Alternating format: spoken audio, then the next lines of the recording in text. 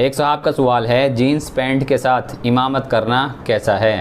یاد رکھنا چاہیے کہ جو آدمی امام کے عہدے پر فائز ہوتا ہے وہ ساتھ ساتھ میں اپنے پیچھے نماز پڑھنے والے مقتدیوں کا اللہ کی بارگاہ میں نمائندہ ہوتا ہے، اور نمائندے کے کچھ اوصاف یہ ہر جگہ مطلوب ہیں۔ دنیا میں بھی اگر کوئی آدمی کسی قوم کی کسی بادشاہ کے سامنے نمائندگی کرے تو وہ کیسے تیار ہو کر سج دھج کر اس کے سامنے پیش ہوتا ہے، تو جو آدمی اپنی قوم کا نمائندہ احکم الحاکمین کے دربار میں بن رہا ہو تو اس کو کتنے اچھے اوصاف سے متصف ہونا چاہیے۔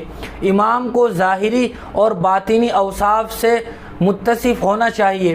اس کا ظاہری حلیہ بھی شریعت کی وضاقطع کے مطابق ہو، یعنی اس کا لباس، اس کا رہن سہن، اس کا چہرہ وہ سنت رسول صلی اللہ علیہ وسلم کے مطابق ہو، وہ آدمی گناہ کبیرہ سے بھی بچتا ہو، تو ایسا آدمی امامت کا مستحق ہے۔ جینس پہن کر اگر کوئی آدمی نماز پڑھاتا ہے تو مسئلے اور فتوے کے لحاظ سے نماز تو درست ہو جائے گی، لیکن وہ نماز وہ نہیں ہوگی جو صحیح معنی میں اللہ کی بارگاہ میں مطلوب ہے۔